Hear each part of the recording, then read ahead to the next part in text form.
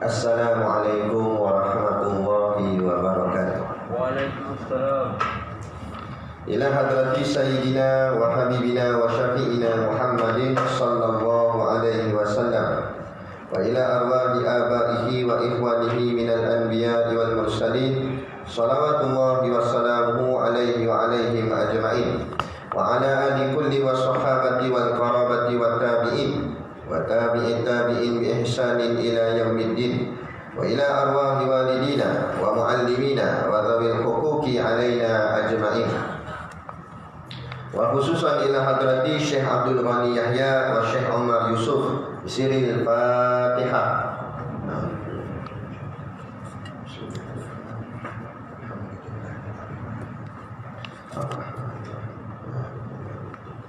Iya.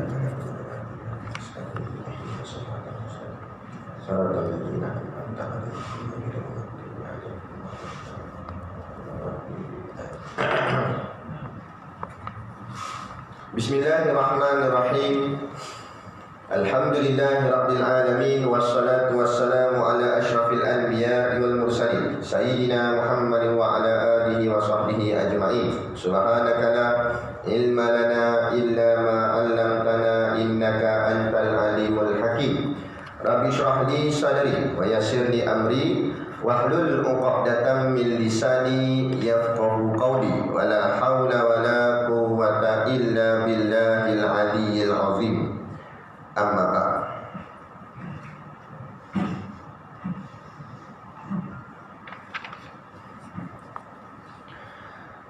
Alhamdulillah, kita sama-sama panjatkan syukur kehadirat Subhanahu wa ta'ala yang dengan limpah dan kurnianya diizin oleh Allah Subhanahu wa ta'ala untuk kita sambung pengajian kitab kita pada malam ini.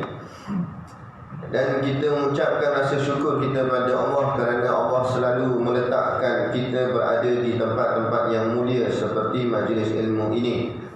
Moga-moga Allah istiqamahkan pendirian kita yang suka kepada perkara-perkara amal ibadat yang baik, sehinggalah membawa kepada kebaikan di alam yang akan kita tempuhi, yakni akhirat nanti, ditempatkan kita ke dalam syurganya insya-Allah. Amin ya rabbal alamin.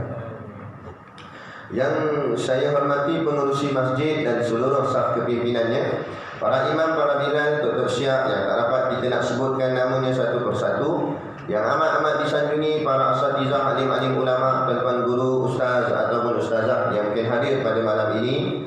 Mohonlah ditegur kepada hamba yang fakir dalam bidang ilmu ini, sekiranya apa yang disampaikan dan dikongsikan ada salah dan silapnya. Yang kita kasihi ayah-ayah, ibu-ibu, pemuda-pemudi muslimin dan muslimat yang dirahmati Allah sekalian. Baik. Muka surat 18. Nah, walal mu'allif rahimahullah wa ta'ala wa nafa'ana wa iyyakum bi ulumihi fid daraini amin ya rabbal alamin. Kata pengarang kitab yang kelima, qiyamuhu ta'ala bi nafsihi, artinya berdiri Allah dengan sendiri, bersendirinya, tidak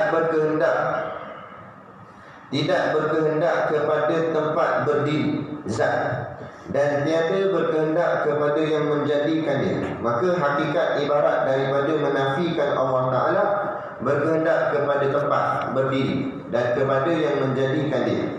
Tegasnya Allah Ta'ala itu terkaya dan tiada berhajat kepada sesuatu, sama ada pada perbuatannya atau hukumannya.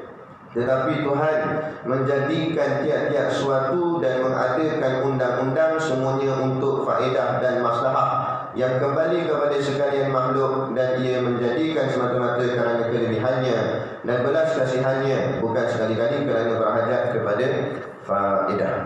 Baik. Ini sifat yang seterusnya kita untuk kita fahami dan kita ngajikan. Itu sifat yang kelima daripada 20 sifat yang wajib bagi Allah Ta'ala, iaitu nama sifat ini qiyamuhu ta'ala binafsihi. Pertama nama dulu kena kenal lah. Bukan nak ingat yang dalam Jawi ke dalam Rumi ke, asal bunyi betul qiyamuhu ta'ala binafsihi. tak ada pun ta'ala pun betul juga. Qiyamu binafsihi saja boleh, tak ada masalah. Kemudian kita nak faham dia punya erti dulu. Sebab qiyamu ta'ala binafsihi ini adalah bahasa Arab. Kita bukan orang Arab, kita orang Teping. Jadi kita kena terjemah bahasa Teping lah. Jadi qiyam tu qaf ya alif mim. Qiyam tu makna apa? Makna berdiri. Qiyam tu maknanya berdiri. Bi tu maknanya dengan. Nafsi tu maknanya diri. Hi tu maknanya nya. Jadi bi nafsihi dengan sendirinya. Gitu. Jadi kita sambung semua. Qiyamuhu ta'ala binafsihi artinya berdirinya Allah Ta'ala dengan sendirinya Allah Ta'ala. Mudah fahamnya, payahnya banyaknya dan mana apa makna sebenar. Mudah faham mereka bahasa pasal kita sebut Allah berdiri dengan sendiri, itu je. Itu mudah dia. Ataupun Allah diri sendiri, itu mudah dia. Tapi tak boleh berhenti sini. Dengar, fikir faham pula. Keluar gitu. Jadi apa yang dia faham? Allah diri sendiri. Maknanya Allah bangun sendiri. Tak payah pakai tongkat, tak payah apa. Itu bengong, tumbuh. Nampak? Allah diri sendiri bukan maksud Allah bangun daripada duduk, lepas tu berdiri dengan sendiri, bukan maksud itu. Jadi nak kena tengok makna dia yang ulama akan hurai pada sudut kitab kita ni lah. Lepas tu dia gini, ayah ibu yang dirahmati Allah sekalian, sebab tu dalam ilmu agama kita tak boleh main faham-faham kod sendiri. Nanti kita faham dia, kalau andai kata apa yang kita faham tu betul, nasib baik lah. Tapi kalau yang kita faham tu tak betul, nasib tak baik kan? Nasib tak baik tu tak nak tu. Sebab apa? Nasib tak baik masuk neraka kan? Man kataba alaihi muta'ammidan falyataqawwa maq'adahu minan nar, kata Nabi. Siapa yang berbohong atas namaku, dia kata, Nabi kata, sedangkan Nabi tak kata, falyataqawwa maq'adahu minan nar, maka tempat duduknya dalam neraka. Kata Nabi. Jadi maknanya jangan duduk faham-faham sendirilah. Jadi kita kena ada rujukan. Sama juga dengan perkataan Ar-Rahmanu ala arsy istawa. Ar-Rahmanu ala arsy istawa. Ar-Rahman, kalau kita terjemah sepatah-sepatah, memang bunyi dia Ar-Rahman. Ar-Rahman Allah. Ar-Rahman tu nama Allah. Ala tu maknanya atas, arsy tu maknanya arash. Satu makhluk yang Allah cipta paling besar sekali dan tempat ni paling tinggi sekali, atas sekali arash. Jadi dia makhluk. Jadi kalau Ar-Rahmanu ala arsy, Allah atas arash. Istawa makna duduk. Kalau terjemahlah, istawa tu terjemah bahasa maknanya duduk. Jadi kalau terjemah sebiji-sebiji, memang bunyi dia Allah Ar-Rahman duduk atas arash. Tapi boleh ke kita faham duduk tu macam mana? Maka tak boleh kita duduk terus pakai duduk macam duduk kita. Tapi rosak je dah. Sebab apa? Sebab itu ayat Quran. Bukan boleh faham-faham benda tu. Dia kena ada pentakwilan dia, kena mengaji, nak ilmu alat dia dan sebagainya. Jadi nak tengok pada syarahan-syarahan daripada kalangan alim ulama. Macam kita guna perkataan duduk ke? Orang tanya, hang duduk mana? Saya tak duduk, saya berdiri. Memang cakap tinggal mana? Bahkan perkataan duduk juga ada. Jadi duduk tu boleh banyak makna. Boleh dengan makna duduk gini, boleh dengan makna duduk tu makna tinggal. Dalam bahasa Melayu pun kita pening dah, apatah lagi kalau bahasa Arab. Apatah lagi pula bahasa Arab tu bahasa Al-Quran, bukan bahasa Arab sembang, bukan bahasa Arab pasar. Bahasa Arab yang fushah, bahasa Arab yang betul-betul bakunya, yang originalnya, yang terjaganya. Baik. Jadi sama dengan qiyamuhu ta'ala binafsihi ini, kalau ikut terjemah, memanglah terjemahnya berdirinya Allah Ta'ala dengan sendirinya. Tapi nak tengok apa makna berdiri tu, jangan faham berdiri tu macam kita berdiri ni. Kemudian ditulis itu dalam kurungan bersendirian. tu sendirian tu. Kita tengok huraian dia. Artinya situ tidak berkehendak kepada tempat berdiri zat, dan tiada berkehendak kepada yang menjadikan dia. Sebelum kita pergi jauh, bahasa kitab ni memang kitab-kitab lama ni bahasa dia kita pening sikit lah. Tapi saya memudahkan, saya meringkaskan. Sebelum kita syarah lebih dalam bab ni, kitab ni, saya fahamkan senang je. Bila sampai kat sifat qiyamuhu binafsihi ni, makna dia dua. Okey, pegang tu dulu. Bila sampai kat sifat qiyamuhu binafsihi, dia punya makna tu ada dua makna. Ada dua makna. Okey, bila faham dua baru tengok satu-satu. Makna dia yang pertama, yang macam ditulis dalam kitab ni, tidak berkehendak kepada tempat berdiri. Lepas tu dia buat dalam kurungan zal alif ta, zat. Okey. Faham ayat tu. Tidak berkehendak kepada tempat berdiri, yakni zat. Bila sebut tidak berkehendak, apa maknanya? Tidak memerlukan, tidak berhajat kepada apa dia? Tempat berdiri. Dalam kurungan dia tulis zat. Apa maknanya tempat berdiri dalam kurungan zat? Okey, baik. Sebelum kita jauh-jauh lagi, kita nak faham dulu. Untuk memahami ilmu sifat 20 ni, kita kena faham dulu zat sifat. Apa tu zat dan apa tu sifat. Allah Ta'ala, Allah, makhluk, kita semua ni, dia ada dua, yang disebut dari segi ilmiahnya, iaitu ada zat dan ada sifat. Tapi jangan kita kata Allah terdiri daripada dua, zat dan sifat. Allah tak boleh dibagi-bagi. Cumanya untuk pemahaman ilmu, kita kata Allah ada zat dan ada sifat. Okey, makhluk pun gitu juga, ada zat dan ada sifat. Sekarang kita nak nampakkan apa beza zat dan apa beza sifat. Bila faham beza, baru kita kenal satu-satu. Okey, zat tu dulu.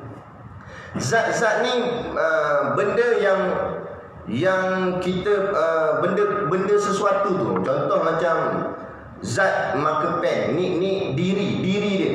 Diri ni marker pen ni diri dia. Diri ni dipanggil zat marker pen. Ini zat pemadam pergi. Ini zat kitab buku. Ini zat meja. Nak pegang apa lagi? Ini zat kapet, zat tiang, zat kipas, zat lampu. Semua ni diri setiap suatu tu zat dia. Kita pegang masjid ni, ni zat masjid. Ni jubah ni zat jubah, ni zat ridak, dan zat serban. So tu semua diri dia tu zat. Mudah fahamnya zat tu kita boleh pegang dia, kita boleh tengok dia, kita nampak dia. Okey, itu zat. Faham yang tu dulu. Kemudian apa tu pula sifat? Okey, sebelum tu zat ni dia tidak memerlukan tempat berdiri kerana dia memang sudah berdiri. Zat tu dia tak perlu menempel pada yang lain. Itulah yang dinamakan zat. Adapun sifat, dia punya sifat tu dia perlu menempel pada sesuatu tu panggil zat. Sifat dia tak boleh berdiri sendiri, dia kena berdiri kepada zat. Macam tu. Sifat dia kena berdiri pada zat. Contoh, ini zat jubah. Sifat dia warna dia putih. Putih tu tak boleh berdiri sendiri. Putih tu kena berdiri di atas zat jubah. Barulah dia melekat. Jadilah sebutannya jubah yang bersifat warna putih, ataupun jubah berwarna putih, ataupun jubah putih. Jadi putih tu dia tak boleh diri sendiri. Jubah boleh berdiri sendiri. Kita boleh gantung jubah, tapi boleh tak gantung putih? Mana boleh. Putih dia duduk kat jubah. Sebab tu kita bila sebut sesuatu, kita panggil sesuatu, kita tak sebut sifat, kita tak panggil sifat, kita akan panggil zatnya. Macam kita nak pergi sembahyang maghrib ni kat masjid, kita pun pesan ke bini, Jah, ambil putih zat ya. Kebetulan jiran sebelah tu janda nama putih. Naik angin lah kawan tu. Nampak? Apa dia? Kenapa suruh pergi sebut sifat? Sebut zat lah. Cakap Jah, ambil jubah putih. Untuk ni dapat kain putih kan, kain kapan. Mati dia kena pukul dengan bini. Kan? Sebab sebut putih. Sebab jangan sebut sifatnya, sebut zatnya. Sebab yang tu nak cerita tentang zat. Sebab yang dipegang, yang kita ambil tu semua zat dia. Sifat tu yang tempel sahaja. Dia macam tu. Jadi maknanya sifat ni dia tak boleh berdiri sendiri, dia mesti bukan mungkin, tapi mesti berdiri di atas zat. Dia pegang situ orang. Sifat mesti berdiri di atas zat. Apa kaitannya ni? Sebab nak kaitkan dengan ayat ni tadi. Jadi dia kata qiyamuhu ta'ala binafsihi ni, erti berdiri Allah Ta'ala dengan sendirinya tu, maksud Allah berdiri sendiri tu, Allah itu tidak berkehendak kepada tempat berdiri, yakni zat. Allah tak perlukan zat. Kerana apa? Tadi kata faham. Sebab Allah tu zat. Allah tak perlukan zat sebab dia zat dah. Sebab yang perlukan zat ni, zat ke sifat? Sifat. Sifat yang perlukan zat. Zat tak perlukan apa-apa. Dia tak perlukan zat dah sebab dia zat. Yang perlukan zat ialah sifat. Macam ni lah. Payah nak faham. Saya mudahkan. Contoh, lelaki perlukan perempuan, tetapi lelaki tak perlukan lelaki. Tak gay. Sifat perlukan zat, tapi zat tak perlukan zat. Macam tu. Boleh faham? Jadi Allah tak memerlukan tempat berdiri. Tempat berdiri itu maksudnya zat lah. Jadi Allah tak memerlukan zat kerana Allah itu zat. Mana Allah tu diri. Persoalan yang timbul, kenapa nak bicara Allah tu zat? Ini kerana zaman dulu ada orang mengatakan bahawa Tuhan ini sebenarnya sifat sahaja.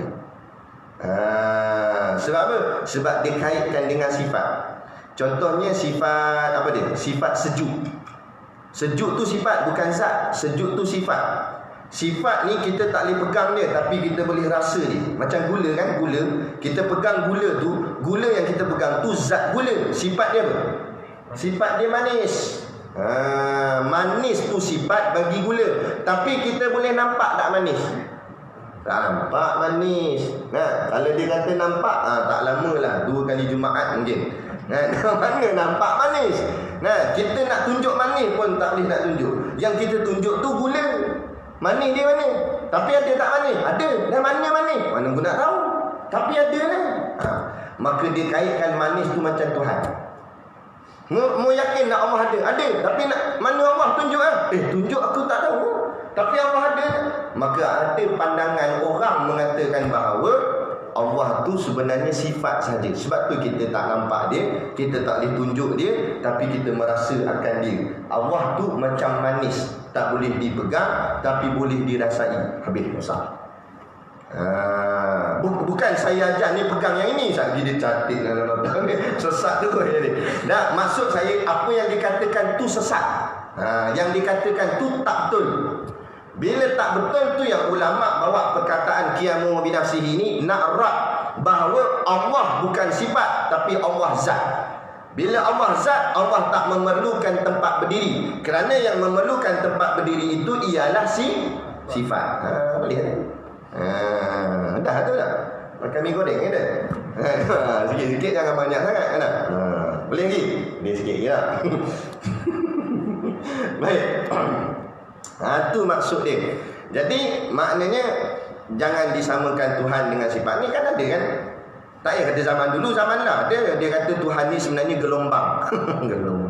Gelombang mana pula? Ni kata ni sebab bila tak ngaji, walaupun menjadi peguam ke doktor ke engineer, tapi mu tak ngaji tentang ma'rifatullah, tak ngaji tentang hal-hal agama, dia tu akan jadi lebih bodoh daripada binatang. Sebab binatang kenal Tuhan. Tiba-tiba dia manusia, Allah bagi akal, ada otak apa semua, anggota tangan lengkap, tiba-tiba tak boleh kenal Tuhan yang cipta dia. Tu kata lebih teruk daripada binatang. Jadi kita jangan jadi macam tu. Jadi maknanya nak tujuan perkataan ni dibawa datang untuk nak rak orang yang mengatakan Tuhan itu seperti sifat. Tuhan bukan sifat, tapi Tuhan itu zat sebenarnya. Zat diri Allah. Di zat diri Allah yang bernama Allah. Macam tu. Kalaulah andai kata kita nak test, kalaulah nak kata Tuhan tu sifat, dia akan timbul satu persoalan. Kalau Allah tu sifat, maknanya setiap sifat berhajat pada zat. Kalau Allah tu sifat, maknanya Allah berhajat pada zat. Zat mana? Allah berhajat. Zat kita, Allah pula menempel ke kita. Itu yang keluar ajaran sesat. Dia kata nak sebenarnya yang minum ni bukan kita, Allah yang minum. Yang makan bukan kita, Allah yang makan. Yang tidur bukan kita, Allah yang tidur.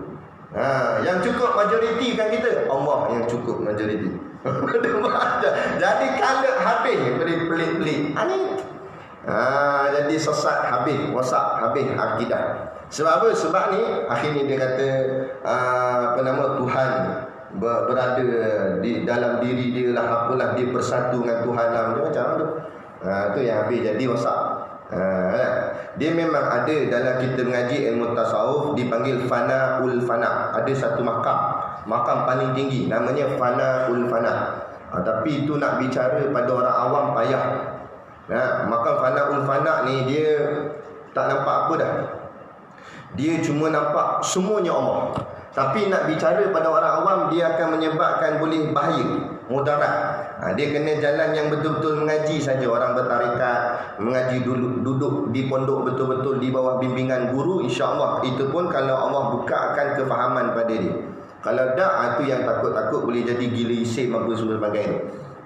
Jadi kita, peringkat kita tak payahlah. Peringkat kita mengaji benda asas-asas syariat sudah, bahawa Allah itu bukan sifat, tapi Allah itulah zat yang sebenar. Maknanya kita pegang di sini Allah tu ada dirinya. Tapi jangan kita faham diri Allah macam diri makhluk, yakni berbentuk, berupa, petak, bulat, nak segitiga ke, tak ada.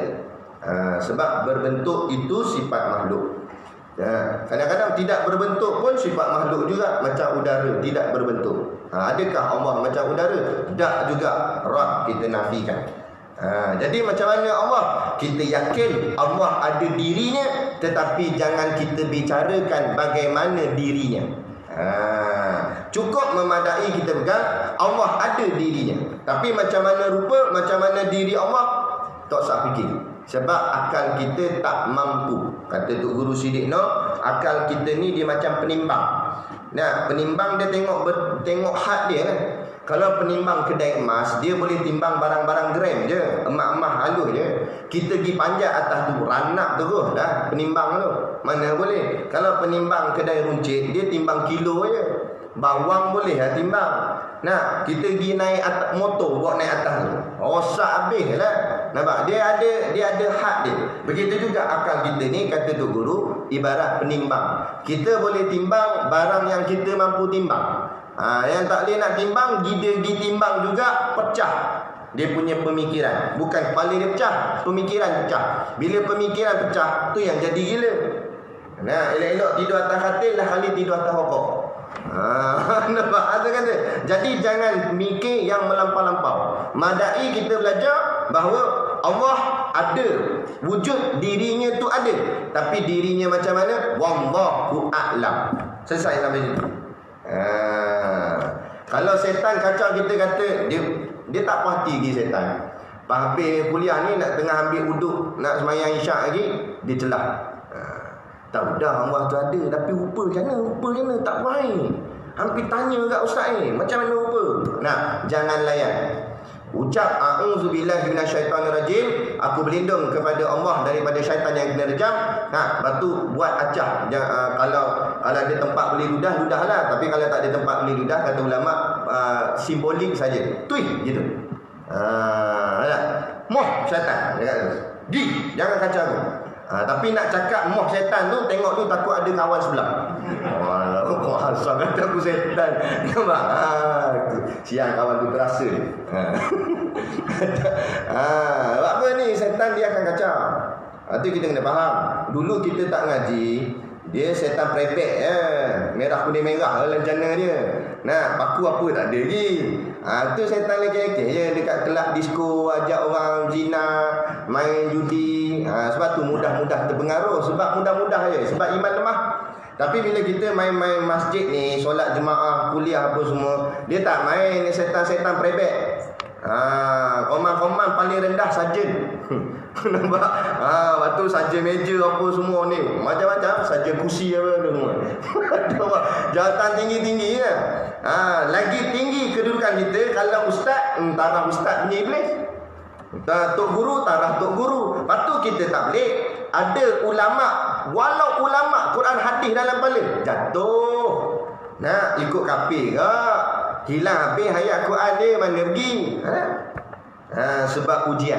Lagi tinggi naik, lagi tinggi ujian. Lepas tu tok guru kita sebut, lagi tinggi kita panjat pokok, lagi kalau jatuh besar risikonya. Kalau naik dahan pertama jatuh mungkinlah terseliuk. Naik dahan kedua kalau jatuh mungkin patah. Naik dahan ketiga kalau jatuh mati tu.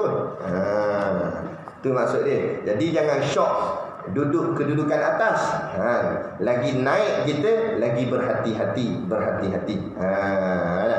Itu dia kata kalau jatuh tak payah naik Ustaz, duduk bawah macam ni je lah, jadi orang awam biasa je lah, tak payah pandai-pandai. Lepas tu saya tak datang mengaji dia kata. Takut naik makam. dia pandai bagi alasan. Kalau macam tu, kalau kita duduk makam rendah, payah nak masuk syurga.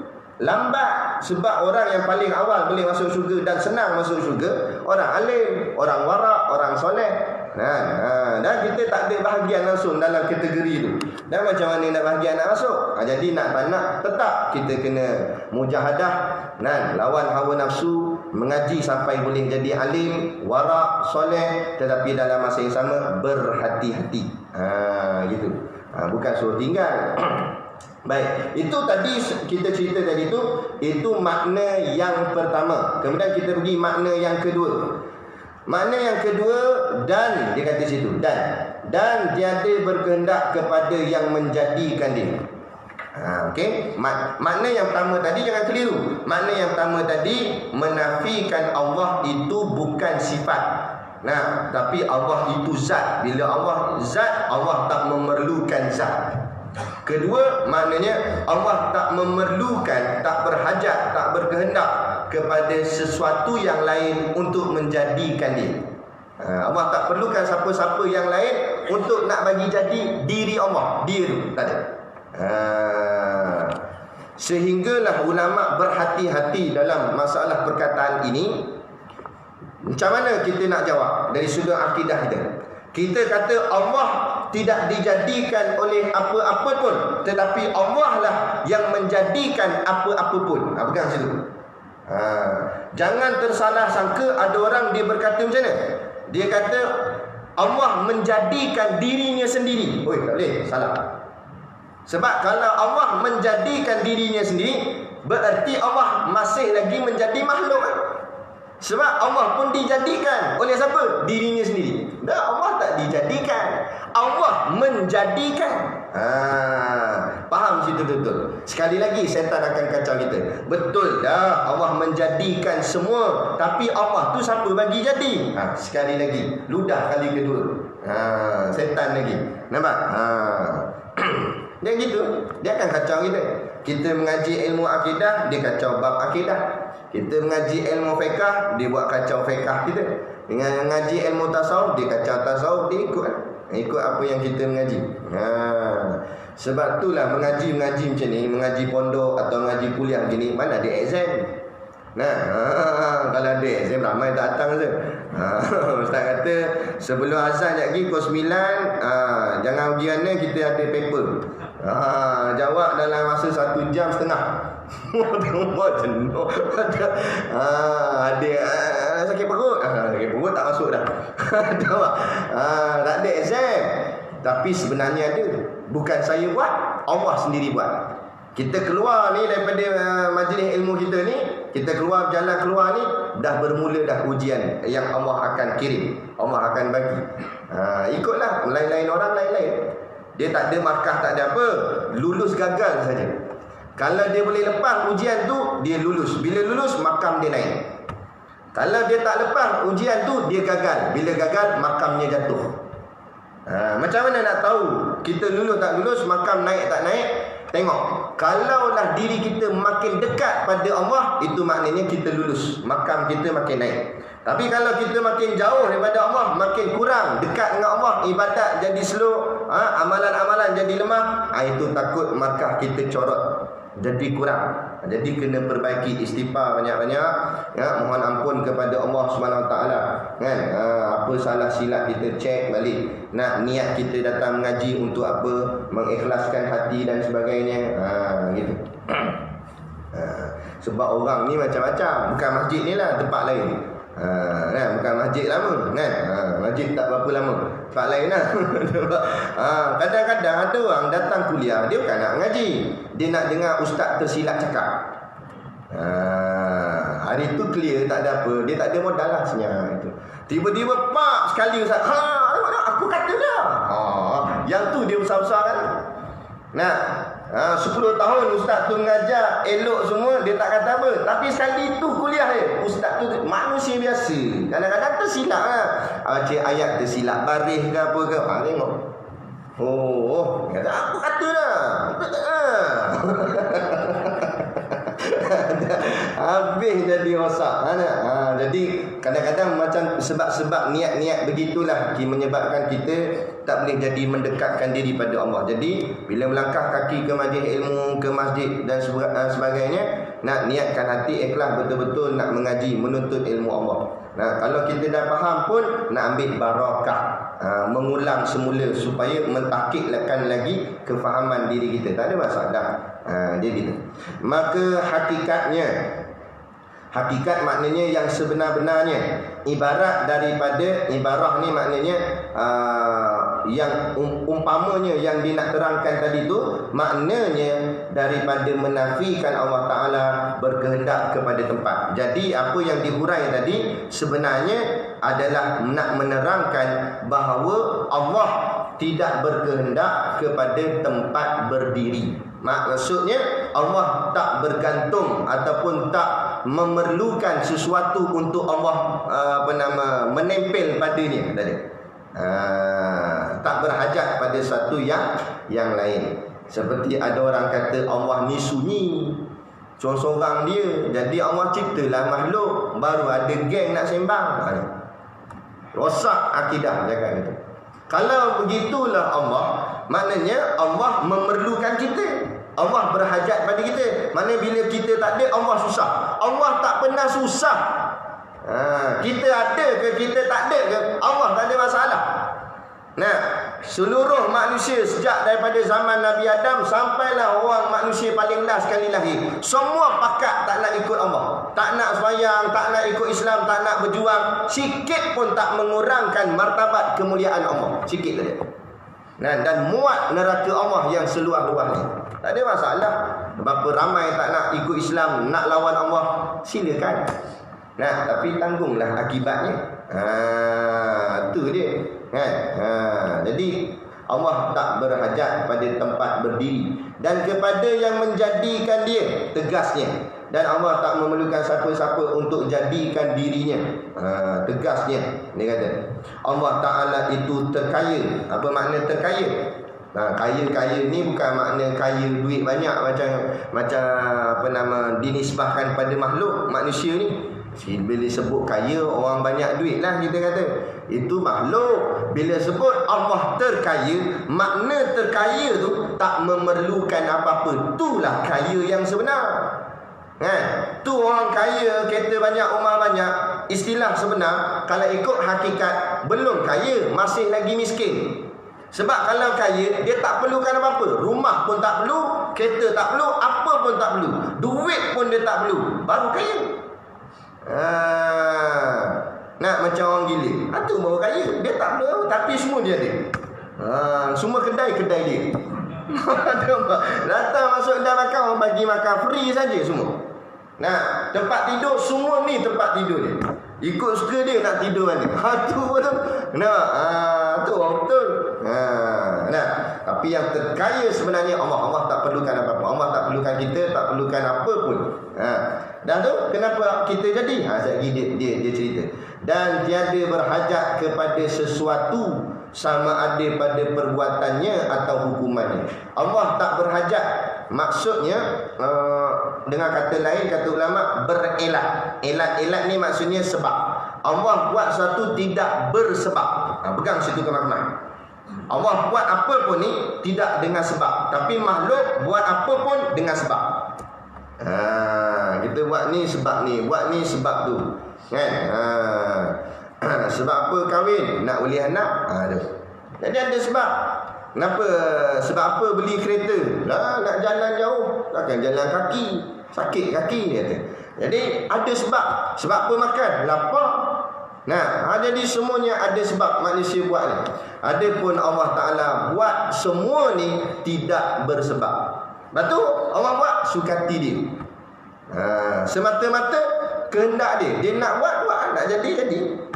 Lepas tu tak payah tanya. Ada orang soalan tanya, kenapa Allah jadikan iblis jahat? Kenapa tak buat jadi iblis tu alim, warak? Nak dah sukati Allah. Allah nak buat dia jadi jahat.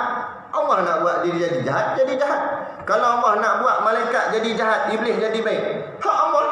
Tak ada masalah. Sebab itu semua di dalam genggaman kekuasaan Allah. Sebab semua ni dalam kuasa Allah. Allah boleh buat apa saja. Jadi begitulah juga dengan diri kita. Allah nak jadikan kita baik ke, nak jadikan kita jahat ke, kita dalam genggaman kekuasaan Allah. Jadi bila kita jadi baik ni, peganglah hakikatnya Allah yang nakkan kita jadi baik, maka kita syukur. Nasib baik Allah pilih kita jadi baik. Kalau Allah pilih kita jadi jahat, sebaik Allah pilih kita jadi Islam. Kalau tak ada sini, duduk sebelah sana. Ada satu kawan tu, dia tanya saya, waktu semayang dia pun sama dengan kita ke Ustaz? Saya kata, mana saya tahu. Sebab dia kata, bila dia nak pergi semayang subuh, yang tu bunyi juga. Bila nak pergi semayang maghrib, bunyi juga dia. Tapi dia zuhur tak ada asal dia. Dia subuh maghrib je. Tak tahulah. Kan waktu subuh kita berubah kan. Kadang awal, kadang lambat. Dia pun sama. Mana dia pun pening. Ikut depa. Jadi makna tak betul. Jadi kita ni mujur, orang kata. Nasib baik kan. Kalau tak lah tu lahir sebagai orang bukan Islam, kafir. Lepas tu kena dengan pertolongan Allah pula. Kalau Allah bukakan hidayah pada dia, nampak Islam ni betul, alhamdulillah lah, akhirnya jadi Islam. Kalau tak, tapi kita pun jangan selesa walaupun dah Islam. Kalau hidayah yang ada pada kita ni kita tak jaga betul-betul, Allah boleh cabut balik. Akhirnya elok-elok lahir Islam, matinya kafir. Auzubillah min zalik. Itu dia. Tiada berhajat kepada sesuatu sama ada pada perbuatannya. Apa Allah buat, Allah tak berhajat kepada dia. Apa saja Allah buat, Allah tak. Tapi macam kita makhluk, kita buat satu, kita hajat satu. Kenapa kerja? Sebab hajatnya nak gaji. Payah ikhlas ni kerja dengan saya, gaji semua ikhlas Dia kata betul gaji sebab manusia memang gitu. Dia buat sesuatu, sebab itulah Allah, bila Allah suruh kita ibadat, Allah sebutkan sama dengan ganjarannya. Siapa buat macam ni dapat syurga, buat macam ni dapat bidadari. Sebab memang sifat manusia Allah jadikan mengharapkan sesuatu. Dia mesti nak buat satu, nak harap sesuatu. Dia gitu.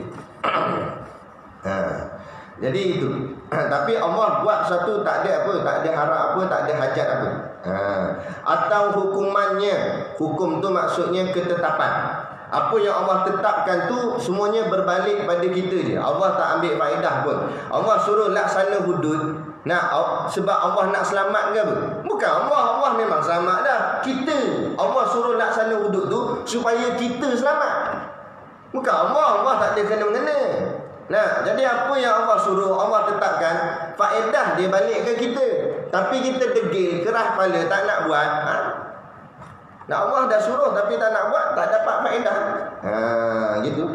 Tetapi Tuhan menjadikan tiap-tiap suatu dan mengadakan undang-undang semuanya untuk faedah dan maslahah yang kembali kepada sekalian makhluk. Nampak? Jadi apa yang Allah tetapkan dari segi undang-undangnya, ketetapannya, semuanya adalah untuk berbalik kepada kita makhluk. Faedahnya, hasil yang kita dapat itu berbalik pada kita, bukan Allah.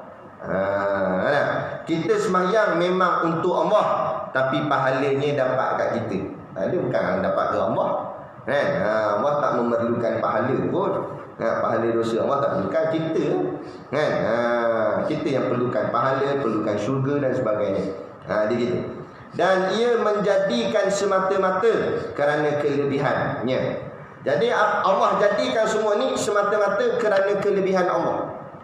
Kekuasaan yang Allah ada, Allah nak tunjuk yang dia hebat, Allah nak tunjuk dia kuasa, Allah buat tu, buat ni, buat tu, buat ni. Macam manusia juga kadang-kadang dia buat sesuatu sebab dia nak tunjuk hebat pada orang. Zaman dia merintah, dia buatlah KLCC, KL Tower, Sepang Circuit, supaya orang akan kata dia ni tak jumpa lagi Perdana Menteri macam dia. Hebat dia. Nampak ni? Supaya nampak kehebatan. Tapi hebat dari mana sangat? Allah buat semua ni. Mu buat berapa keraknya. Itu pun kadang-kadang elok, kadang-kadang tak elok. Tapi Allah buat semua ni. Langit, bukit, buka apa semua. Jadi tujuan Allah buat sebab Allah nak tunjuk kat kita betapa hebatnya dia. Bila kita nampak hebatnya Allah, baru kita merasa diri kita tidak hebat. Baru kita rendah, baru kita tunduk. Tunduk tu barulah layak dipanggil hamba. Itulah hamba. Sebab tu kata ulama, hamba adalah panggilan paling manja Allah kepada kekasihnya. Panggilan yang paling hebat. Bukan datuk, apatah lagi tun, tapi adalah hamba. Betul. Nampak? Hamba lah paling hebat. Sebab apa? Sebab dialah orang yang paling tunduk pada Allah. Lagi kuat dia tunduk pada Allah, lagi hebat dia di sisi Allah. Dan belas kasihannya, dan semua Allah buat ni atas sebab Allah kesian kat kita. Allah buat belas kasihan atas kita, kan? Allah tahu kita ada sifat berkasih sayang. Allah buat dua jantina, lelaki suka perempuan, perempuan suka lelaki. Dak degil nak ubah, nak boring dah suka perempuan, suka lelaki pula lah kita. Kata boring suka muslimat, suka Tok Bilal lah pula ni. Ada mak nanya, ada mak contoh, kan? Tu sebab apa? Tak ikut fitrah. Pada Allah dah kesian kat kita, Allah dah bagi kat kita, dah nak ambil jalan lain, degil, kerah kepala. Bukan sekali-kali kerana berhajat kepada faedah. Dan apa Allah buat sekali-kali bukan kerana berhajat kepada faedah. Allah langsung tak buat ni untuk nak ambil faedah tadi. Kita buat nak ambil faedah. Kita tanam pokok sebab nak hasil faedah dia buah. Nak boleh makan. Sebab tu bila kita tanam pokok, tiba-tiba buah tak hasil, kita sakit hati lah. Kita pokok orang lain jadi buah, pokok aku tak payah kata buah, bunga pun tak naik. Jadi kita tebang lah, tanam pokok lain lah. Sebab apa kita marahkan? Sebab tak boleh faedah. Jadi maknanya kita buat tu nak faedah. Buat apa pun nak faedah. Adapun Allah buat semua ni tak ada sebarang faedah pun, melainkan semuanya Allah balikkan pada kita. Baiknya Allah, kasihnya Allah pada kita. Kita semayang, pada kita semayang tu Allah, tapi Allah bagikan sebab semayang, bagi syurga, bagi pahala. Kalau ikutlah kata ulama, kita tak layak pun nak meminta syurga, nak meminta pahala. Sebab ibadat yang kita buat ni, kalau seandainya Allah tak suruh pun, memang jadi wajib ke atas kita untuk taat dan sujud pada Allah. Kerana apa? Semua nikmat ni Allah bagi kat kita tanpa sebarang bayaran pun, free of charge. Betul tak? Jadi kita nak balas macam mana nak balas? Nak sembahyang sunat tanpa berhenti pun tak akan dapat membalas segala kenikmatan yang telah Allah kurniakan ke atas kita. Kita bila sakit, jangan pandang kita sakit tu baru 2 tahun, pandang 20 tahun kita sihat. Nah, Allah uji kita sakit 2 tahun je, tapi dulu 20 tahun Allah bagi sihat tu, kenapa mu tak syukur yang tu? Sakit Allah, bukan Allah bagi sakit 20 tahun, sihat 2 tahun. Nah, yang susah-susah Allah bagi sikit, tapi yang banyaknya lebih pada senang. Nah, macam wabak corona. Berapa lama kita tak ada wabak yang ni? Baru ni je datang corona. Allah nak uji sikit je. Bukan sejak lahir sampai ketua 4 abad corona. Nah, boleh tahan kira dah. Baru ni je. Itu pun hampir nak turun dah angka itu. Lepas tu naik pula je. Nah, jadi makna situ Allah nak uji kita je. Jadi kita yang kenal Allah, kita tenang. Orang yang kenal Allah, dia tenang. Macam seorang anak kenal bapaknya. Kan seorang ayah, dia sayang pada anak, dia nak main dengan anak dia pun lambung anak dia. Dia kata balik. Budak tu menangis ke suka? Suka lagi dia gelak dia. Siapa dia gelak? Sebab dia yakin ayahnya akan sambut dia balik. Walaupun ayah dia tadi baling dia, tapi dia yakin ayah dia akan sambut. Sebab dia kenal tu ayah dia. Tiba-tiba kawan ayah dia tegur, "Mak, ya!" Bum, jatuh. Nanya ayah. Nampak? Aduh. Tapi macam tu lah, kalau kita kenal Allah, walaupun kita tahu Allah uji kita, dengan Allah campak kita, baling kita, bagi kita sakit ke sebagainya, tapi dalam hati orang yang beriman, dia akan tetap tenang kerana dia yakin Allah akan sambut dia semula. Allah nak uji sekejap saja. Malah kadang-kadang dia lebih seronok lah bilang. Relax dia. Tak ada apa kata. Ada orang rumah dia kena masuk. Nak rompak rumah dia tengah malam tak macam mana tak. Dia tak ada kat rumah agaknya. Lepas tu hilang duit kat 15,000 hilang. Nah, bila orang tanya dia, nak buat macam mana? Hilang 15,000. Nampak? Nah, Allah ambil bagi kat dia. Rezeki dia. Ya. Macam tu. Maknanya tenangnya hati dia. Nah, kita RM15 je hilang. Mana? RM15 baru. Nampak? Itu makna. Orang yang hati dia bukan kadang-kadang bukan siapa-siapa, bukan ulama, bukan tok guru, tapi orang yang Allah dah letakkan, dipanggil nur waridat, cahaya yang penuh keimanan dalam hati dia, sehingga apa jua yang dihadap dia tenang saja. Itu yang disebut nafsu mutmainnah, nafsu yang tenang. Relax aja dia.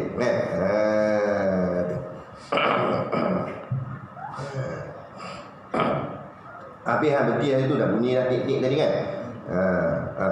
Jadi kita berhenti. Maka Tuhan terkaya daripada sebab panjang lagi ni. Kita berhenti. Maka Tuhan terkaya daripada mengambil manfaat atas taat hamba-Nya dan tidak sekali-kali menjadikan mudarat kepadanya. Di situ. Maka Tuhan terkaya daripada mengambil manfaat.